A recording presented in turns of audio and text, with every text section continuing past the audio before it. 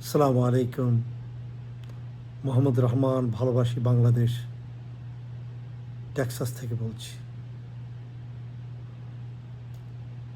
প্রিয় দেশবাসী, বাংলাদেশি, আপনাদের সবার উদ্দেশ্যে আজকে আমাকে এইখানে বলতে হচ্ছে, বাংলাদেশ ৫৪ বছর পর বৈষম্য বিরোধী ছাত্ররা বাংলাদেশকে একটা মুক্তি ও আজাদির গ্রাণ এনে দিয়েছে। তাই আপনারা দেখছেন আমরা আজকে ১ বছর ধরে ডাক্তার ইউনূস সাহেবের হাতে আমরা অন্তর্বর্তীকালীন সরকার হিসাবে উনিকে তার প্রধান দায়িত্ব পালনে দিয়ে দেশে সুষ্ঠু নির্বাচন, নতুন সংবিধান, জুলাই ৩৬ বিপ্লবের একটা স্বীকৃতি এইটা উনি দিবেন, এই আশায় আমরা আজ ১ বছর ছিলাম। কিন্তু দুর্ভাগ্যবশত ডাক্তার ইউনূস তা করতে পারেননি। কোনো পার্শ্ববর্তী রাষ্ট্রের ভয় এবং তার সাথে আমাদের, আপনি জানেন, বিএনপিও জড়িত। কারণ পার্শ্ববর্তী রাষ্ট্র আমাদের সেনাবাহিনীকে, আমাদের বিচার বিভাগকে, আমাদের আইন বিভাগকে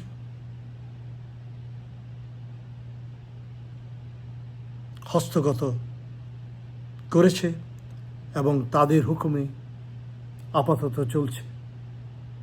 আপনারা জানেন, এই কয়েকদিন আগে হাসিনাকে দিল্লিতে তারা অফিস করে তারা নতুন ষড়যন্ত্র করছে যে বাংলাদেশিরা হাসিনাকে ক্ষমতা থেকে জোর করে সরিয়ে দিয়েছে এবং হাসিনা যেন এর বিরুদ্ধে সমস্ত মামলা করতে পারে তার জন্য সমস্ত উকিল ঠিক করেছে। এবং বাংলাদেশে বৈষম্য বিরোধী ছাত্র এবং যতজন এই আন্দোলনের সাথে জড়িত ছিল এবং সমর্থন করেছে তাদেরকে সবাইকে আইনের মাধ্যমে আনে বিচার করার চিন্তা ভাবনা করছে। এবং তার প্রধান পৃষ্ঠপোষকতা করছে বিএনপি এবং অনেকেই বলছেন আমাদের সেনাবাহিনী প্রধান ওয়াকার। তো বাংলাদেশের জনগণ, আপনাদের ভাগ্য নির্ধারণ করার জন্য আগেই আসতে হবে। আপনারা নির্ধারণ করবেন আপনাদের ভাগ্য কাদের হাতে, কে আপনাদেরকে পরিচালিত করবে। চোর, ডাকাত, বাটপার, যারা গুম, হত্যা, আয়নাঘর এইসব বানিয়েছে তারা, আর না নতুন মাফিয়া যারা এখন বাংলাদেশে চাঁদাবাজি শুরু করেছে তারা। বাংলাদেশের জনগণ, আপনাদেরকে এই সিদ্ধান্ত নিতে হবে। আপনারাই একমাত্র বাংলাদেশের, আল্লাহর পরে বাংলাদেশকে বাঁচাতে পারবেন।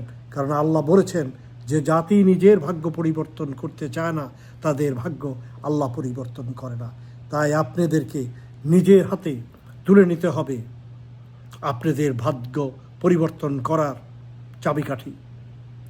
আপনারা বিচার বিভাগ, সেনাবাহিনী হোক, পুলিশ হোক, র্যাব হোক, র হোক, বিদেশি শক্তি হোক, তার বিরুদ্ধে আপনাদেরকে ন্যায়ের পক্ষে রুখে দাঁড়াতে হবে এবং ন্যায়ের পক্ষে আপনাদেরকে দাঁড়াতে হবে।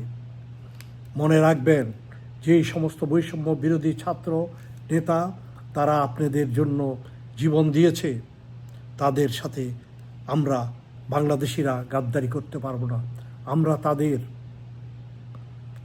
এই আন্দোলনের ফসল আমরা বৃথা যেতে দিব না। ডাক্তার ইউনূস আমাদেরকে ছেড়ে গেলেও আমরা ডাক্তার ইউনূসকে বিশ্বাস করেছিলাম, কিন্তু যদি উনি গাদ্দারি করেন তাহলে তার অপকর্মের ফল উনিই দিবেন। দেশের এত মানুষ উনিকে সমর্থন করার পরেও উনি তারেক জিয়ার কোলে গিয়ে ইন্ডিয়ার আন্ডারে চলে গিয়েছেন, এটা আমরা কল্পনাও করতে পারি না, জানি না উনির কি আশা বিষয়। যাক, আমরা বাংলাদেশের জনগণের কাছে আমরা চাচ্ছি এই নতুন ছাত্র যারা এনসিপি করেছে এদের বিরুদ্ধে বিভিন্ন ষড়যন্ত্র করা হচ্ছে, এদেরকে খারাপ করার জন্য। এরা যদি খারাপ হয়ে যায় তাহলে বাংলাদেশ এমনি হেরে যাবে। তাই আপনারা ঐক্যবদ্ধ হন, রুখে দাঁড়ান এবং অন্যায়, মিথ্যায়, গুজবে কান দিবেন না। বাংলাদেশকে রক্ষা করেন। আপনাদের ভাই, আপনাদের যারা আপনাদেরকে ভালোবাসে, আপনারা জানেন তারা কারা, কোন সাংবাদিক আপনাদেরকে ভালোবাসে, কোন সংবাদ মাধ্যম আপনাদের ভালোবাসে। আপনারা তাদের সাথে থাকেন, ওই সমস্ত নেতাদের থাকেন যত তাদের বিরুদ্ধে মিথ্যা পাপাচার বা তাদের বিরুদ্ধে বিভিন্ন কলঙ্ক উঠিয়ে আনে, আপনারা এগুলো বিশ্বাস করবেন না। বাংলাদেশ বেঁচে থাকবে ইনশাআল্লাহ। বাংলাদেশের ইনকিলাব, বাংলাদেশের জনগণ আপনাদের হাতেই থাকবে। আপনারা বাংলাদেশকে বাঁচান।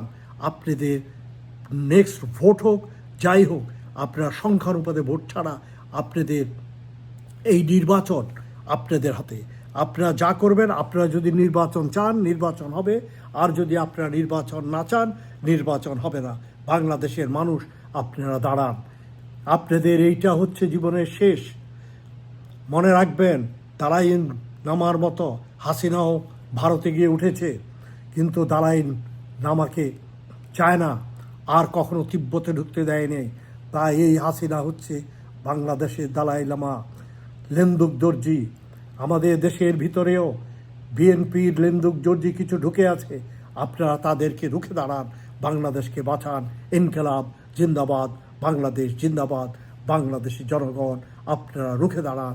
দেশকে আপনারা পারবেন। আল্লাহ বলেছেন আপনাদেরকে দেশকে বাঁচাতে হবে। ইনকিলাব জিন্দাবাদ, বাংলাদেশ জিন্দাবাদ।